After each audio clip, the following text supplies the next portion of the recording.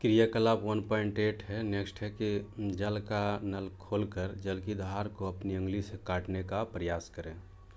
क्या जल की धार कटती है? जल की धार न कटने का क्या कारण है?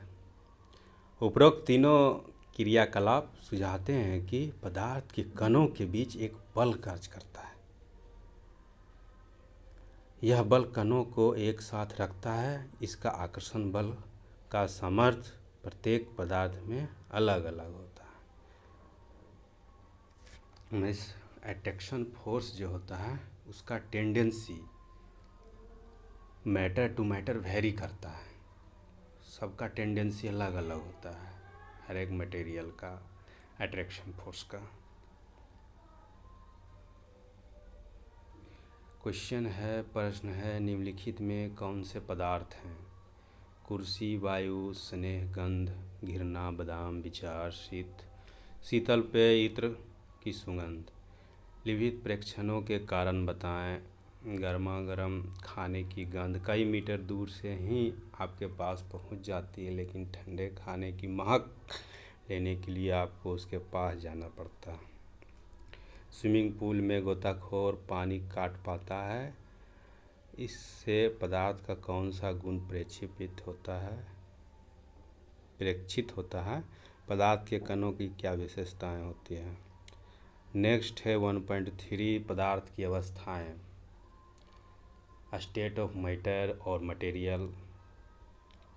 अपने आसपास के पदार्थ को ध्यान से देखें। ये कितने प्रकार के हैं? हम पाते हैं कि पदार्थ मैटर अपने 3 रूप में होते हैं: सॉलिड, लिक्विड एंड गैस, ठोस, द्रव, गैस। पदार्थ की ये अवस्थाएं स्टेट उसके कणों की विभिन्न विशेषताओं के कारण होती है। यानी कि ये जो है स्टेट हैं, जो अवस्थाएं हैं, अरेंजमेंट ऑफ पार्टिकल के कारण हैं। जो मैटर का पार्टिकल का अरेंजमेंट है उसके कारण है सॉलिड, लिक्विड, गैस की अवस्थाएं। अब हम पदार्थ की तीनों अवस्थाओं के गुणों का विस्तार से अध्ययन करेंगे। सॉलिड स्टेट क्रियाकलाप है 1.9। निम्नलिखित वस्तुओं को एकत्र करें: पेन, किताब, सुई और लकड़ी की छड़। इन वस्तुओं के चारों ओर पेंसिल घुमाकर इसके आकार को रेखांकित करें या बनाएं। क्या इन सभी का निश्चित आकार, स्पष्ट सीमाएं तथा स्थिर आयतन हैं?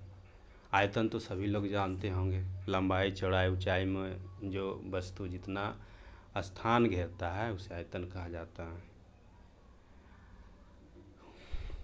इन पर हथौड़ा मारने, खींचने या गिराने से क्या होता है? क्या इनका एक दूसरे में विसरण संभव है, यानी डिफ्यूजन संभव है? बल लगाकर इसको कंप्रेस करने का प्रयास करें, क्या इनका संपीड़न होता है? उपरोक्त सभी उदाहरण ठोस के हैं। हम देख सकते हैं कि इन सभी का एक निश्चित आकार, स्पष्ट सीमाएं तथा अस्थिर आयतन यानी कि नग्न संपीड्यता होती है। यानी कि जिसका definite shape, size and volume तीनों डिफिनिट हो उसे क्या कहा गया? सॉलिड। बाह्य बल, एक्सटर्नल फोर्स लगाने पर भी ठोस अपने आकार को बनाए रखते हैं। बल लगाने पर ठोस टूट सकते हैं, लेकिन इनका आकार नहीं बदलता है, शेप और साइज नहीं बदलता है, इसलिए ये दृढ़ होते हैं। दृढ़ मतलब दृढ़ होते हैं।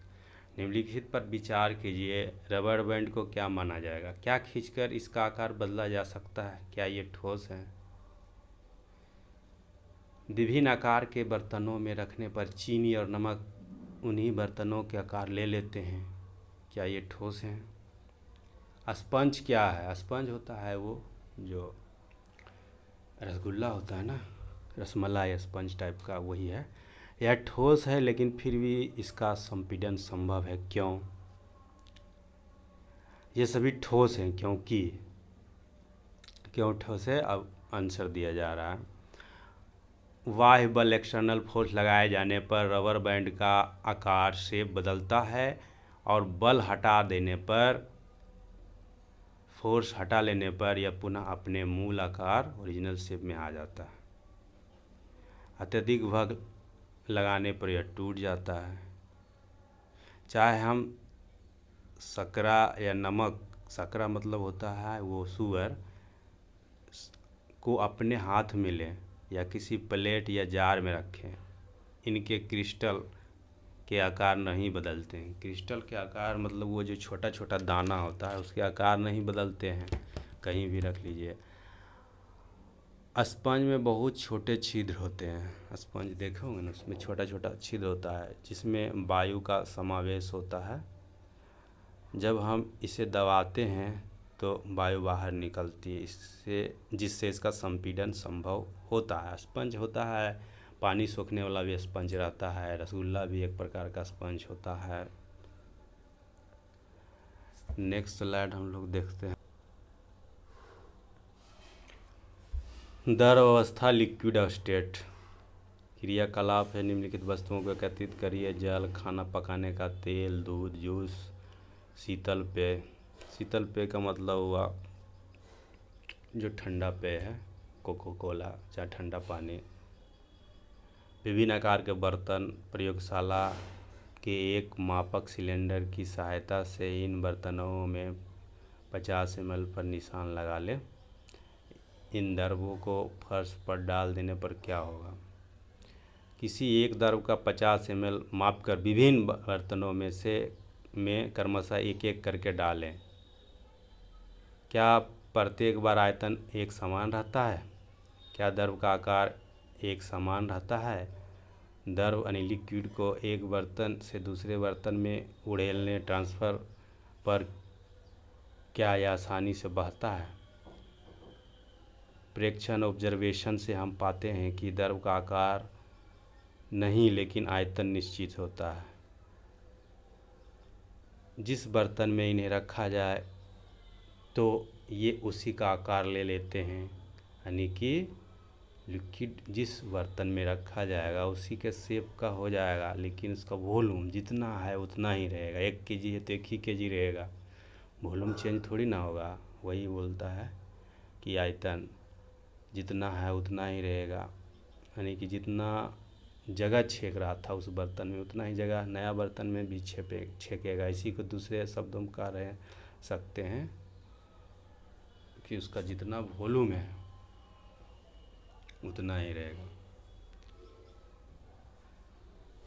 द्रवों में बहाव होता है, यानी कि लिक्विड फ्लो करते हैं और इनका आकार बदलता है, शेप साइज बदलता है, इसलिए ये दृढ़ नहीं लेकिन तरल होते हैं।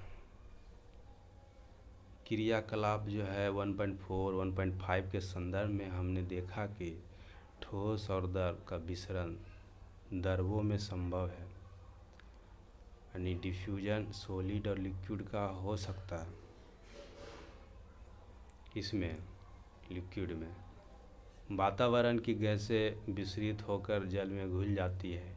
ये गैसें विशेषतः ऑक्सीजन एवं कार्बन डाइऑक्साइड जलीय जंतुओं तथा पौधों के लिए अनिवार्य होती है।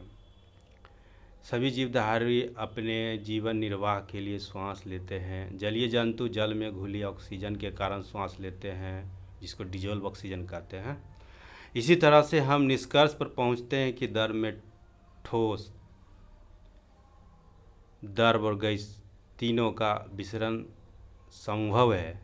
द्रव में ठोस भी यानी लिक्विड में, द्रव अलग होता है, यहाँ द्रव लिखा हुआ यानी लिक्विड। लिक्विड में सॉलिड, लिक्विड और गैस तीनों का डिफ्यूजन पॉसिबल है। ठोसों की अपेक्षा द्रवों में विसरण की दर अधिक होती है। इसको नोट करिए, ठोस की अपेक्षा द्रवों में विसरण की दर अधिक होती है। ठोस की अपेक्षा द्रवों में विसरण की दर अधिक होती है। ऐसा इसलिए है क्योंकि द्रव अवस्था में पदार्थ के कण स्वतंत्र रूप से गति करते हैं, यानी फ्रीली मूव करता है, कोई रिस्ट्रिक्शन नहीं है। और ठोस की अपेक्षा द्रव के कण में रिक्त स्थान अधिक होता है, वैकेंट स्पेस अधिक होता है। किस में? लिक्विड में। किसके रिस्पेक्ट में? सॉलिड के रिस्पेक्ट में।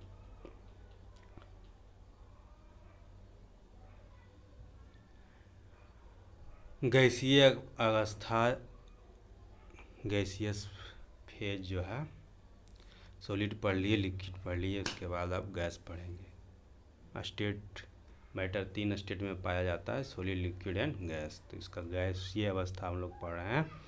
आपने कभी उस गुब्बारे वाले पर ध्यान दिया है जो गैस के एक ही सिलेंडर से बहुत सारे गुब्बारों में हवा भरता है? उससे पता लगाएं कि सिलेंडर से वह कितने गुब्बारे भरता है।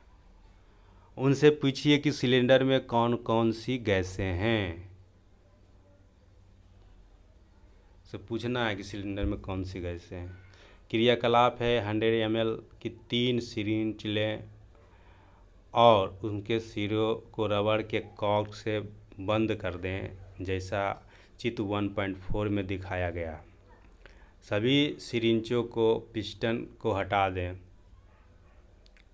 पहले सिरिंज में हवा रहने दें, दूसरी में जल और तीसरी में चॉक के टुकड़े भर दें। पिस्टन को वापस सिरिंज में लगाएं। सिरिंज के पिस्टन की गतिशीलता आसान करने के लिए उस पर थोड़ी वैक्सीन लगा दें, थोड़ी वैसलीन लगा दें। वैसलीन फ्रिक्शन कम करने के लिए लगाया जाता है। एक चिपचिपा पदार्थ होता है, ग्रीस के जैसा काम करता है। अब पिस्टन को सिरिंज में डालकर संपीड़ित करने की कोशिश करें। संपीड़ित मतलब वह कंप्रेस। इसमें चित्र में दिखाया गया है, ये पिस्टन है, ये गैस भरा हुआ है। आगे वाला जो उसका सिरा है, निडल जिसमें लगता है, उसको कॉर्क के सहायता से बंद कर दिया गया। आपने क्या देखा? किस स्थिति में पिस्टन आसानी से अंदर चला गया, यानी कंप्रेस हो गया। इस पे प्रेशर ला कंप्रेस करेंगे ना। अपने प्रेक्षण ऑब्जर्वेशन से आपने क्या अनुमान लगाया? हमने देखा कि ठोस एवं द्रवों की तुलना में गैस की संपीड्यता, कंप्रेशन काफ़ी अधिक होती है। हमारे घरों में खाना बनाने में उपयोग की जाने। नेक्स्ट स्लाइड देखते हैं।